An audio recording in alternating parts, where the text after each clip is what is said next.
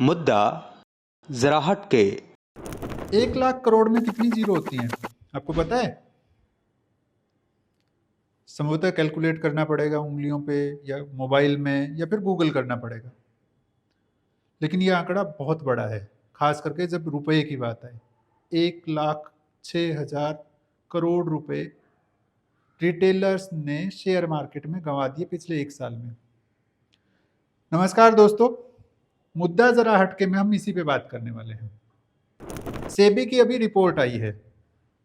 एक दिन पहले उन्होंने अमेरिका की क्वांटम ट्रेडिंग फर्म जेन स्ट्रीट को बैन किया और उसके अगले दिन एक रिपोर्ट जारी की, जिसमें बताया गया कि रिटेल इन्वेस्टर्स यानी छोटे निवेशक जो हैं, जो 2 लाख 5 लाख रुपया लेके मार्केट में जाते हैं और ऑप्शंस में ट्रेडिंग शुरू करते हैं, उनको 1,06,000 करोड़ रुपए की चपत लगी है 1 साल में।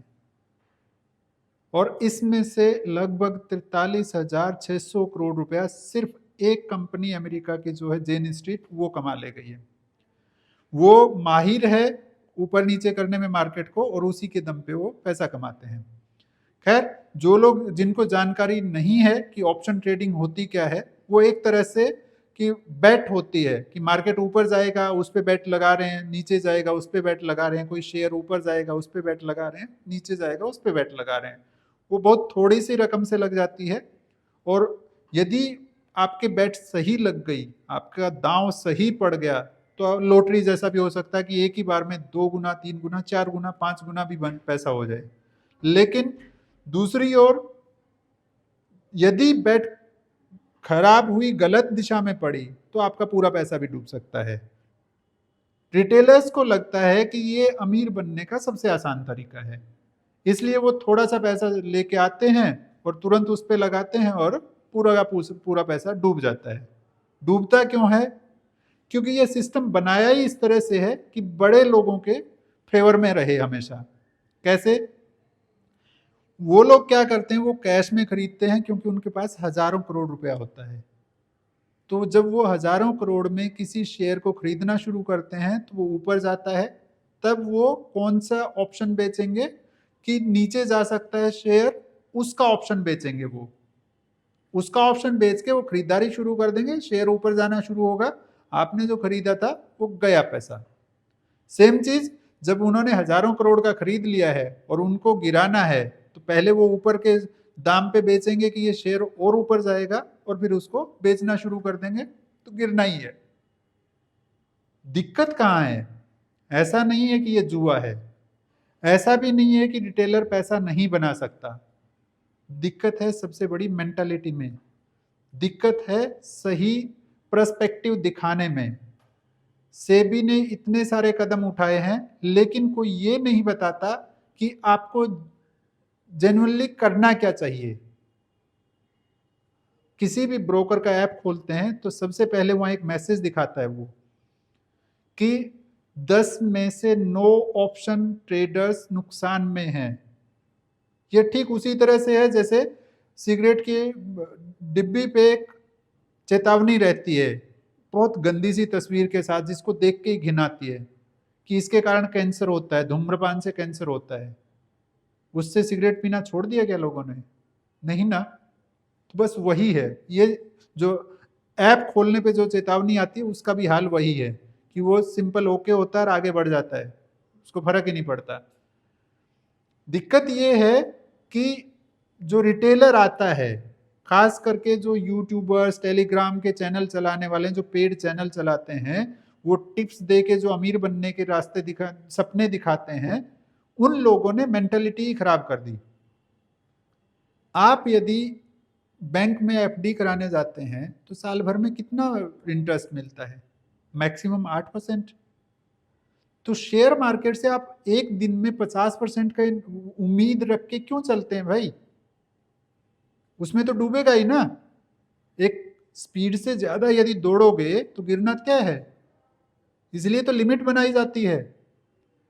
तो यदि आप महीने में सिर्फ 1% भी कमाते हैं तो तब भी साल में 12% हो गया, यानी बैंक की एफडी से 1.5 गुना ज्यादा, तब भी तो फायदे में है। लेकिन आप किसी रिटेलर से बात करके देखिए कि आप 1 लाख की पूंजी लिए बैठे हैं और 1% 2% यानी महीने का 1-2 हज़ार रुपये कमाने की सोचिए मार्केट से, वो मजाक उड़ाएगा।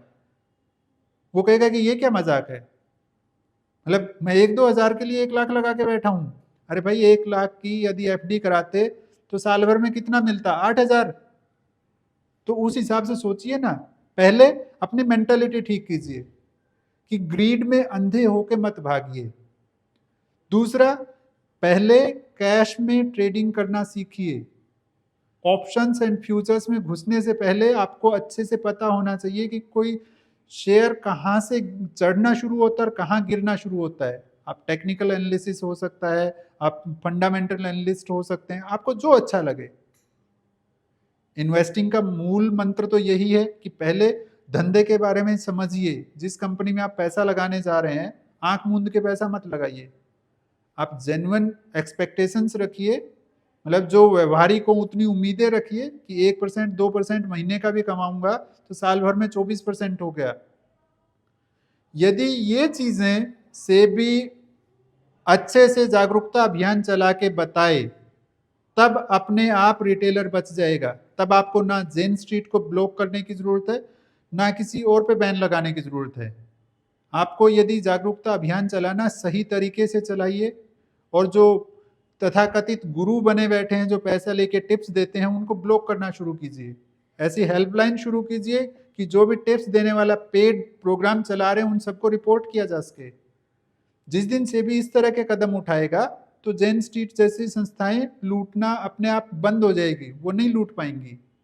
आपने जेन स्ट्रीट बंद तो कर दिया, लेकिन कल यदि वो 40 कंपनियां बना के आ जाता है इंडिया में, आप कैसे रोकोगे?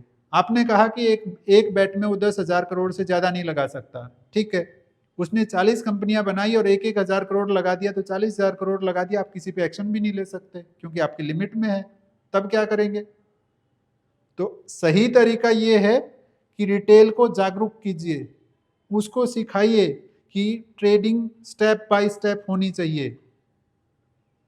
Basically options and futures hedging के लिए आया था कि यदि मैं बड़ी मात्रा में कोई शेयर खरीद रहा हूं तो उसके ऑप्शंस या शेयर बेच के, ऑप्शन या फिर फ्यूचर्स बेच के मैं अपना नुकसान कम कर पाऊं, नुकसान से मैं सिक्योर रह पाऊं कि यदि वो उसका शेयर गिरने लग जाए तो मुझे नुकसान ना हो। इस हेजिंग के लिए फ्यूचर एंड ऑप्शन शुरू किया गया था।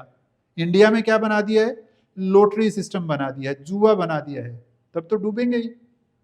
जिम्मेदारी सबकी है, पहले सरकार की, सेबी की और एक्सचेंजेस की, कि आप उनको दबाने की कोशिश मत कीजिए। उनको सिखाइए कि प्रॉपर तरीका ये है, ऑप्शंस का तरीका ये है। आप एक बेट में यदि 10% से ज्यादा पैसा लगा रहे हैं तो आपका डूबना तय मानिए, नहीं बना पाएंगे पैसा लंबे टर्म।